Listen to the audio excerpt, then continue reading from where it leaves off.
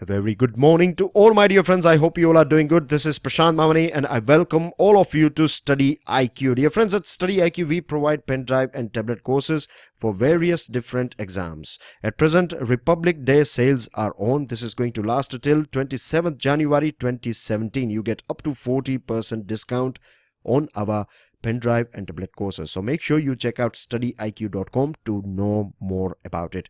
Let's see the positive quote of the day. A large library will serve us more than a big TV, said by Robin Sharma. When I see the word here, us, I think this is something that is related, right? Or it is directly pointing towards the need of aspirants as well as students. For students, a big TV is, of course, not that helpful than a large library. Nowadays, you have e-library as well, isn't it? So it applies to that thing too.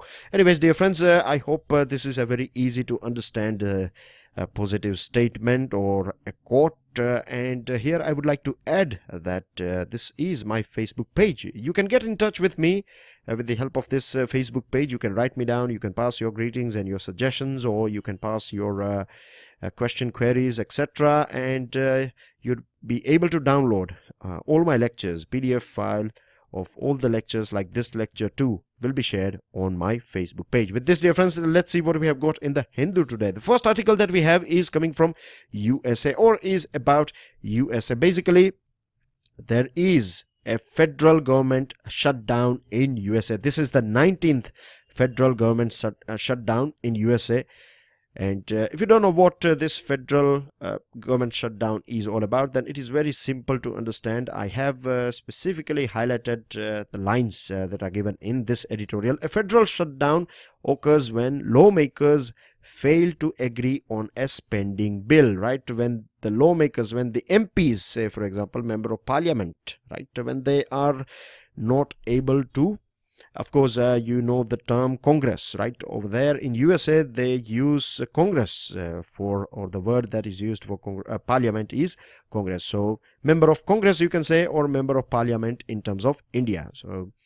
So a federal shutdown occurs when lawmakers fail to agree on a spending bill and cannot even sign off on a stopgap funding measure that might keep the government machinery humming for a few more months. That means there will be there is a chokehold in money supply from the government. This basically means shutdown. Now, the impact of this shutdown, of course, is going to be furlough, or you can say day offs for many hundreds of thousands of government workers. So lack of productivity. The other thing is that national parks and other revenue generating places will see a shutdown, and this will of course result in loss of hundreds of millions of dollars in revenue. And the third item, or you can say a basic impact, is going to be that overall macroeconomic cost of several billions of dollars in terms of productivity loss associated with cessation of multiple public services. So this is you can say the negative side of this shutdown. Now, why these things are taking place in USA? The basic reason is that the member of parliament, right? Please ignore this word. This means I'm using the word member of parliament because I believe it would be much easier for all of you to understand rather than me using this congressional or congress members, because it may lead to a confusion for those students who are just beginners. They may think that we are talking about a political party. So basically, members of parliament in USA, you have two groups, right? One is your Democrats and the other ones are Republicans. Now, the way this partition politics is going on in USA at present, it is creating this sort of situation, something that we have seen in our country. You know, when the opposition, they does not want to let this when they create hurdles and unnecessary shouting and things like that in the parliament. So basically the motions are adjourned. In the same way, something similar is going on in USA. Now, it's not that I'm not saying that opposition party or this Democrats are wrong. What I'm saying is that even the Republicans, right, under this Donald Trump, the steps they are taking are something you can say that they are anti-democratic. They are against the very fundamental nature of USA. USA is a country made up of immigrants, isn't it? You find people from all different walks of life, you find people from uh, different corners of our world living in USA, and this is one of the, you can say, unique selling proposition, or you can say strength of USA. But this is something that is targeted by this Republic government under Mr. Trump. They have decided to get rid of this DACA. DACA stands for Deferred Action for Childhood Arrivals. What this basically means is that, I'll give you a small example. Imagine that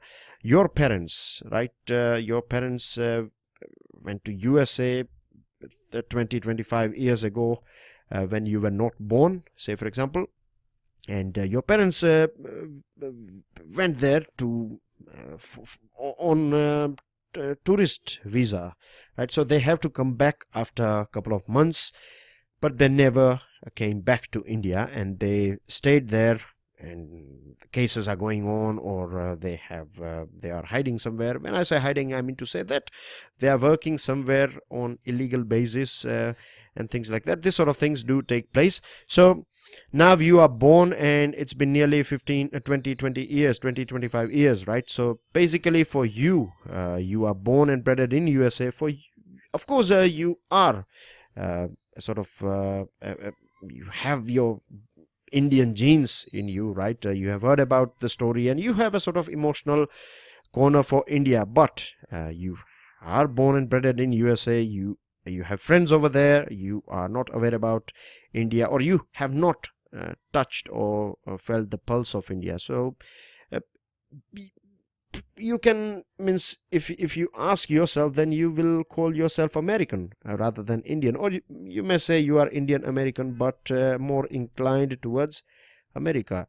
And this is something that is quite natural. Now imagine that a government is asking this sort of kids, or this sort of youngsters, to go back to the country of their parents' origin. They are not going to fit here, isn't it? And so this is the thing that is creating problem in USA. And in September 2017, this President Donald Trump revoked his predecessor Obama's executive order to protect these children's, the so-called dreamers, from deportation. So these are the things that are creating problem. Now, if there are going to be elections, re-election in November 2018, then the voters are not going to be happy with this Democrats to be creating all these hurdles in the functioning of the Congress, and the Republicans may lose votes for failing to keep the government working despite controlling the Senate, House of Representatives, and White House.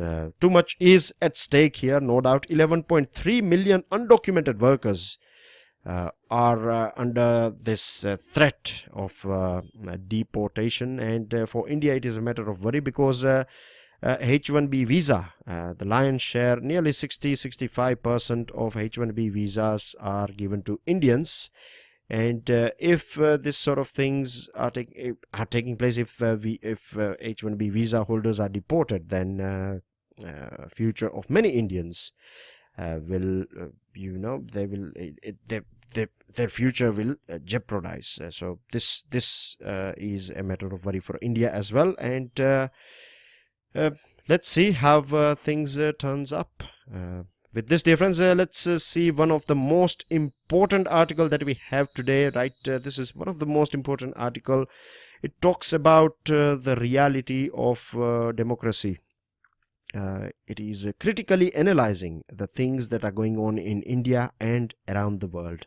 Now, we know it very well that India remains woefully short of its potential. We are a country, this country is blessed with natural resources. We have young population, we have good climate, you can say. We have people with bright mind and ignited minds and things like that. But then as well, we are not in the top of the game. We are not the most powerful country in the world. We are still a developing country, and if you go to different pockets of our country, then you find that we are in fact very bad when you compare ourselves with some African countries like Rwanda and Ethiopia and other countries. And the reason is that we have developed this sort of habit of giving excuses. I'm not basically, you can say, I'm not reading the lines that are given here. I am also analyzing this, the viewpoint of this writer. The writer is a diplomat. He has worked as an ambassador of India to USA, China. He has been foreign secretary as well. So you can understand the views that are presented by this writer are going to be, he's a mature person in himself. He has experience of working around the world. So the insights provided by this writer are quite important for us to understand the things that are going on in our democracy. And of course, he's talking about solutions too. So basically, we have developed a sort of habit of giving excuses. And the biggest excuse, I'm sure you might have heard about this thing, is that we are a very diverse country. We have a very diverse society, and we have to look after rights and claims of every group and things like that. And the population, too much population is there, and it is one of the most difficult job to administer or manage India and things like that. This sort of excuses are out there, and many times we find political parties, they are basically releasing this sort of excuses. So this works as a sort of a balm for all the things that they cannot achieve, or it is something that basically covers their mistakes, or it basically throws things under the carpet. Anyways, so this makes it all the more necessary. If we are a diverse country, then it is more important for us to stick to the rules and regulation, right? It is more important for us to be more sensible. We have to have a clear vision, and we have to have a proper judgments and balance and largeness and things like that. And above all, if we want to ensure that our democracy performs to its maximum, or to its optimal level, then we have to keep reason above everything. And I have said this thing earlier on as well, and I would like to repeat this thing, that in our country, right, we see many people saying that this minority and that minority or majority. In fact, right, the real proper minority, if you ask me personally, then the real minority is minority of sensible people, right? We are lacking this. This is, in fact, sensible people are in minority in our country. And once we have sensible people all across the board, it may sound a bit rude, it may sound a bit bitter, but this is a reality. If you keep your mind a bit open, and if you think about it, then you will find that it is very easy to create troubles or start any sort of conflict in our country at present, right? And things are getting bad and bad every passing day. See how things are going on with Padmavati. No one is talking about the facts. No one means the people who are going against it. I'm not talking about it's about their rights. They have all the rights, right? Every one of us, we have right to protest, but we have no right to destroy property, to hurt someone, right? Physically, we cannot create any sort of threatful environment and things like that. Anyways, let's move ahead with this article. The whole essence of parliamentary government lies in the intention to move the things, to make the things work. This is the strength of parliamentary government. But what we are seeing at present is that our parties are competing with each other, and basically their competition, or the way they work, is they are trying to prevent the things, or they are obstructing. And we have seen this sort of shutdowns many a times in our country too. Particularly, you know that whenever there is winter session or any session of parliament, then things are, it is not just the Congress. BJP was doing the same thing when it was in opposition. Then social tensions, you have many Dalit issues, you have this Muslim issues, right? People attacking minority when I say minority, this time I'm talking about religious minority groups. Then you have this political institutions and processes need to address rising challenges, but they sink even deeper in backwardness. Administrative machineries, you know how red tapeism is still prevalent in our country. You have this dangerous, you have terrorism and other sort of hate crimes and things like that going on in our country, but the government is not able to address these things. And it is not just in our country. If you go around the world, then one thing is visible, and the thing is that nowadays the governmental systems are not able to cope with contemporary challenges or people's expectation. This is reality, right? And this is visible in USA and other democratic countries as well, or in developed countries too. And if you see the condition of democracy, right, we all love democracy and we talk about democracy and things like that, but in reality, if you see the situation around the world, see here North American countries were the first ones to adopt this democracy. Canada and USA we are talking about. And nowadays we see under Trump administration, right, democracy stands for what? For equality, for liberty, right, for human rights and things like that. But when you see this sort of scenario, when you see how this DACA and this example that I gave you, this sort of steps taken by democratic government is anti-democratic in itself. European states, most of the time we think that European states have always followed democracy, but that is not right. If you go into the facts, then you find that many of Eastern European countries, they adopted democracy even after India. It is only because we see this France, or when we go back in the history of France and UK and Germany and other countries, World War I and II, then we realize, or it gives a sense to us that Europe is all about democracy, but that is not right too. And nowadays we are seeing how this extreme rightist groups, right, how they are gradually getting, or you can say getting stronger and stronger in this European states, which is again the steps taken by them are anti-democratic.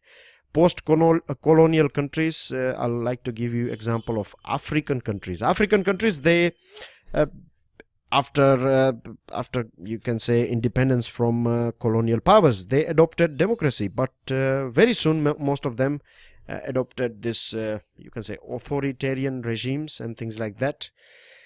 So basically democracy, if we see a bigger picture, then it is fading away. It is getting weaker and weaker, and this is one of the reasons why the governmental systems at present are not able to cope with contemporary challenges. They are not able to match the demand of the people of their own country.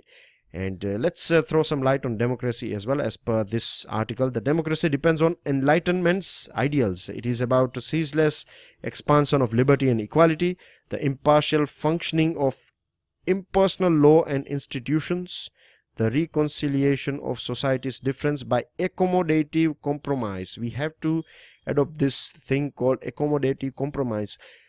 Even in one family, right, we may have different views with our family members. Many times our views and our beliefs would be clashing with each other, but we have to find a sort of accommodative compromise through which we can adjust with each other.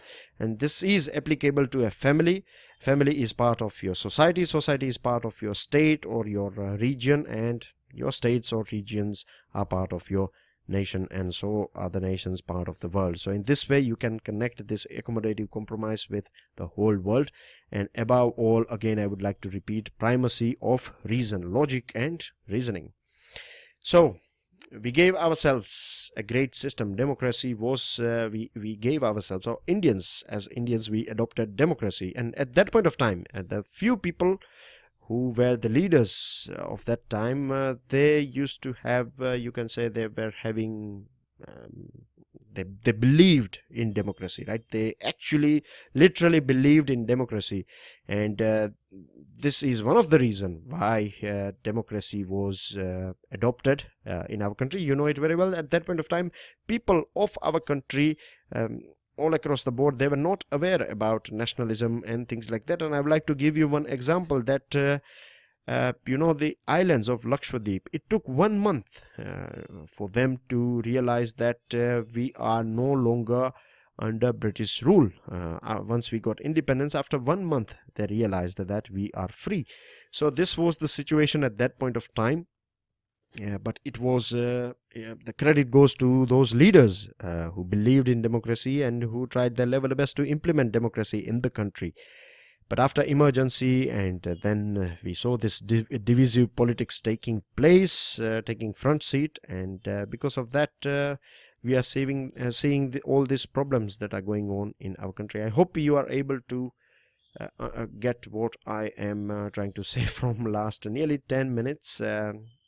If you need further explanation, then do let me know. I think this particular article written by this diplomat is very important. I reckon all of you to please go through it, to please read it. Save this article if you have to download this page from the Hindu, then do it and save this article. Very important one. Read and reread this article as much as you can. It will clear many of the things, and compare this thing with your constitution. Whenever you are reading polity or constitution, say for example NCERTs, if you are reading political science, then you have these chapters of democracy and how democracy spread around the world and what was the scenario earlier on and things like that. And do try to find or form your own views, right? We need a sort of customized solution at present. The democracy that works in USA, it's not necessary that will work in India. So we have to find our own democracy. We have to, you can say, re-engineer the things that are going on, and this can be done only when we have proper plans, we have determined push to make our system work and modernize it. We cannot have this excuse that for winning elections you need numbers and it is about the art of the possible. No, we also talk about leadership, and leadership is the art of making even the impossible possible. So we have to step out of this self-created boundary if we really want to change the things that are going on in our country. And with politics, last thing that I would like to say here is that why politicians are most powerful people in any political setup, right? The thing is that all the decisions taken by politicians or people associated with politics, particularly in ruling party, right?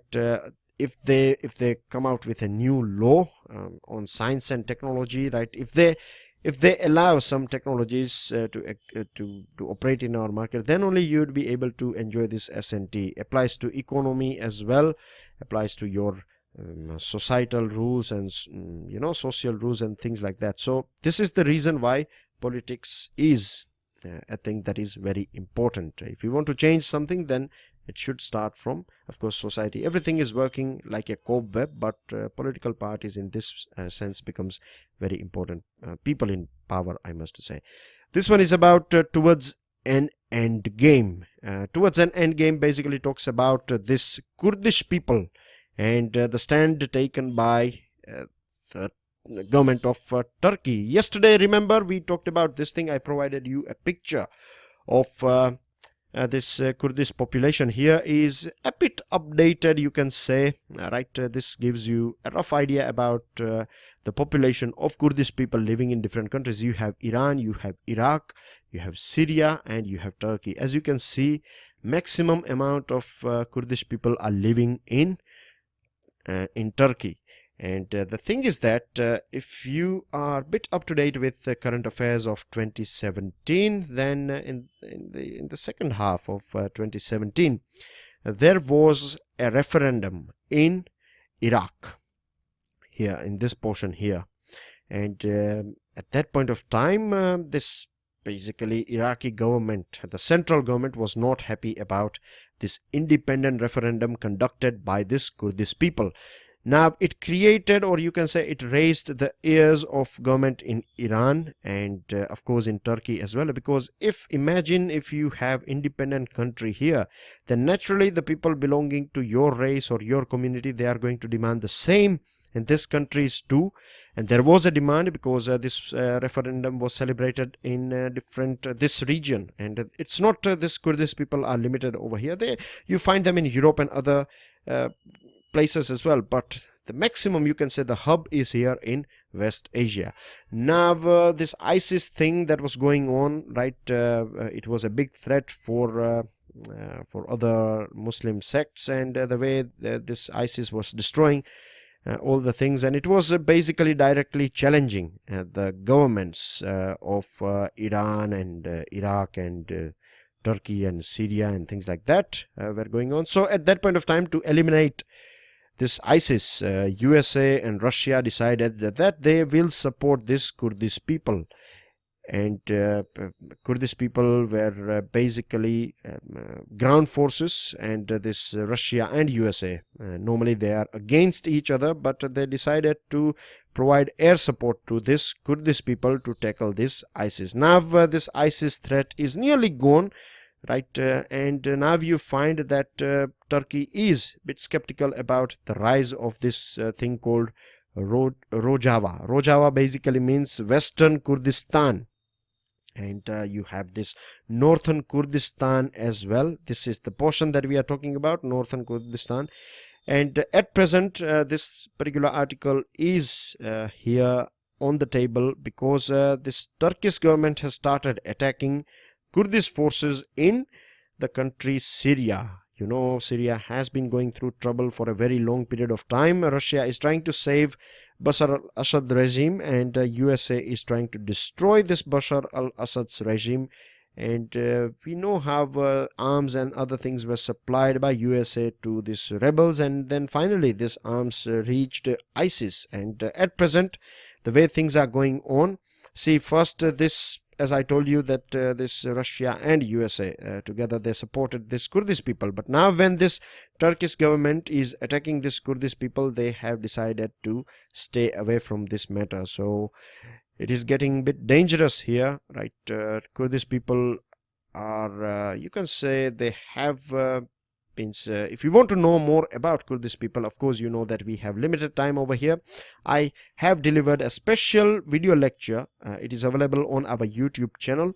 So make sure you watch that one. I have talked about their history. We have started from their history and what are the different things, their position in these different countries, right? How they have a sort of political, they are ruling a state or a sort of city in Syria, and what is their situation and how negotiations took place between Turkey and Kurdish people, and why Turkey is considering them as a terrorist groups and things like that. So it is extensive discussion we have done in our special video lecture. But the thing is that the way USA is basically stepping out or is not intervening in this attacks that are conducted by Turkey is going to create more trouble in West Asia. And the sad thing is that no one will be there to represent this Kurdish people in United Nations, because they belong most of the time, the most powerful group lives here in Iraq, but Iraqi government is not happy to represent them at United Nations. This one is about the perilous march of Hindustan.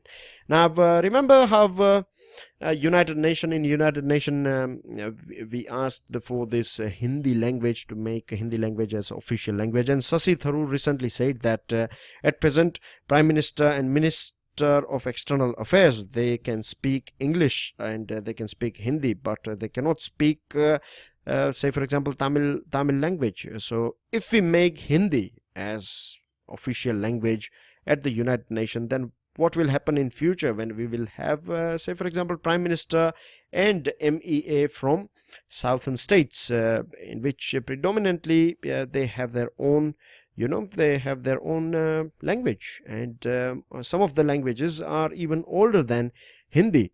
So we cannot ask for this sort of making Hindi as an official language. This is a stand taken by Shashi Tharoor.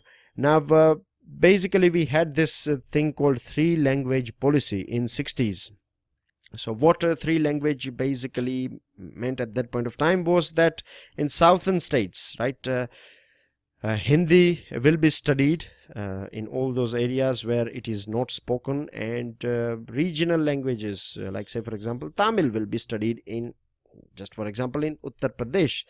But this whole thing was not followed. What we saw basically was that Hindi was promoted, and the southern languages were not taken on board, and this created a bit of turmoil as well at that point of time.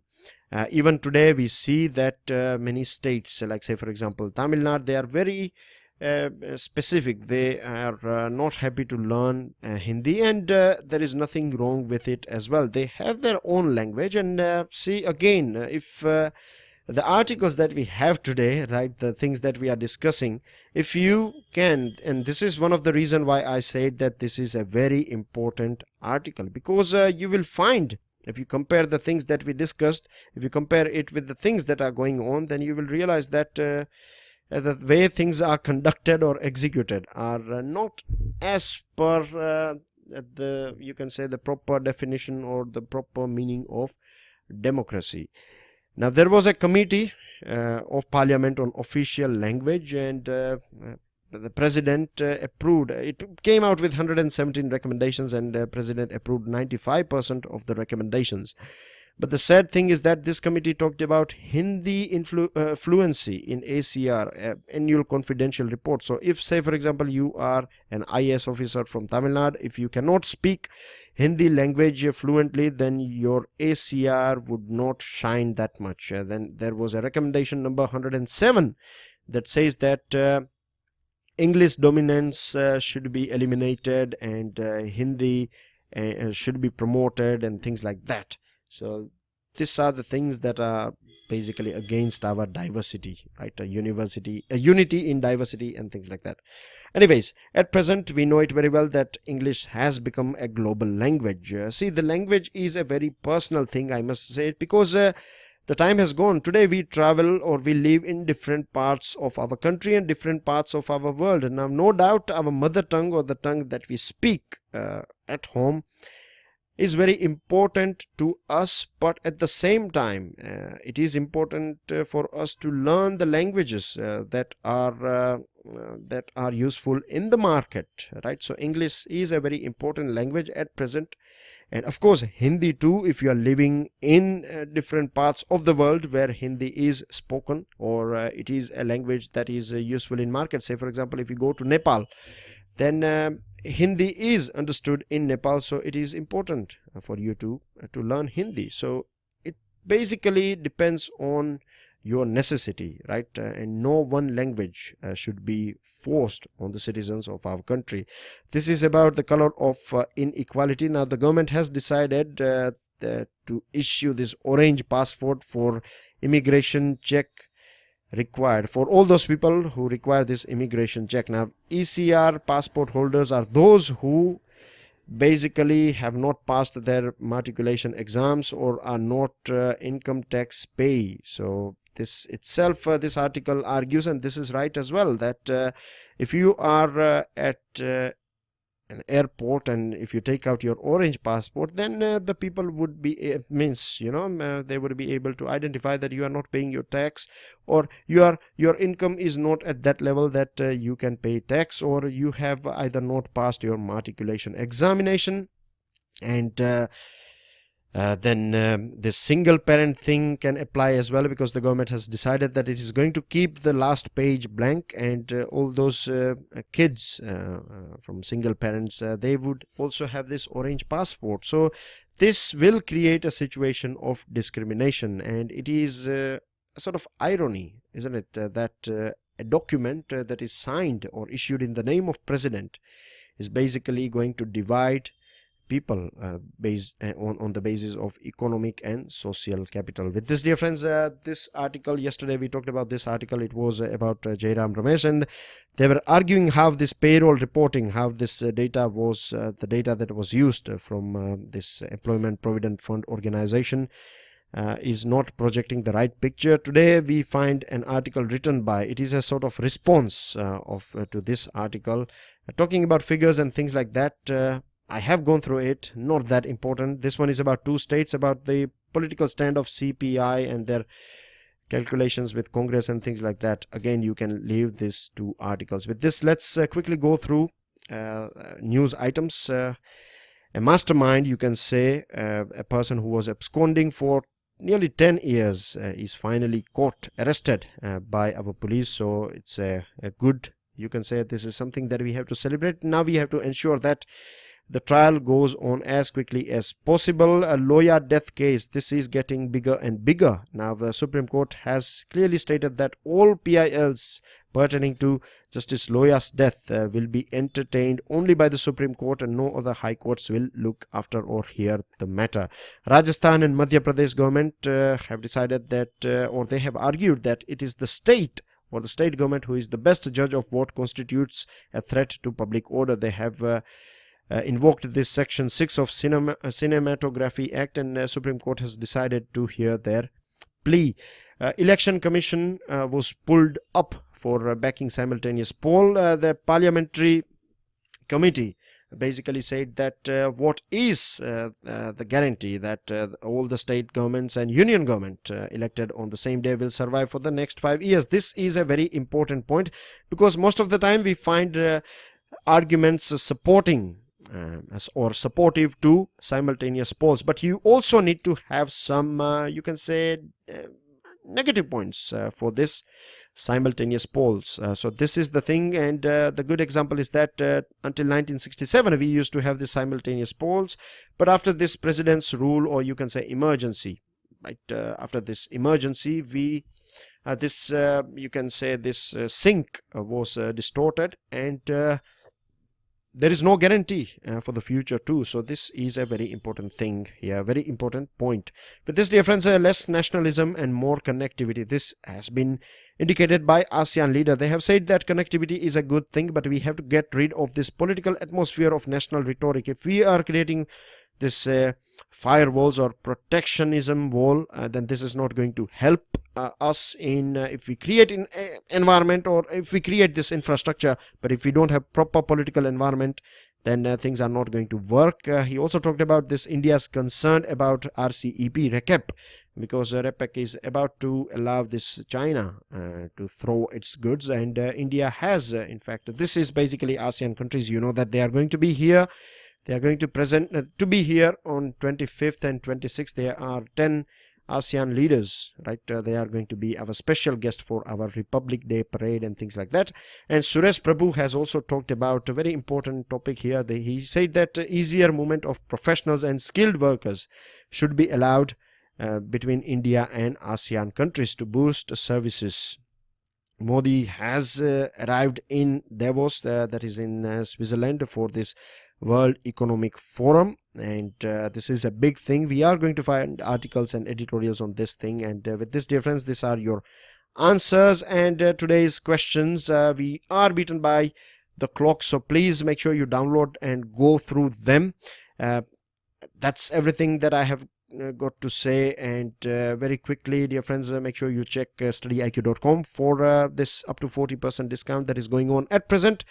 You will be able to download this file, as I told you, from my Facebook page as well as our Telegram channel. Make sure you subscribe to our YouTube channel and turn the notification bell on, so that you will be notified by the YouTube every time we upload a very interesting video for you guys. You can cheer us, you can support us by sharing this video, right? You can support us immensely if you share this video with other people and on your social platform, and you can motivate us by giving us your like and passing your valuable comments. You are brand ambassadors of this video analysis, because you are the ones who are listening it on regular basis, so you know the quality of this video lecture. So do share the stuff with other people, spread the word, and that's everything that I have got to tell you. I'll see you all soon. Till then, enjoy your studies, take care, Jai Hind.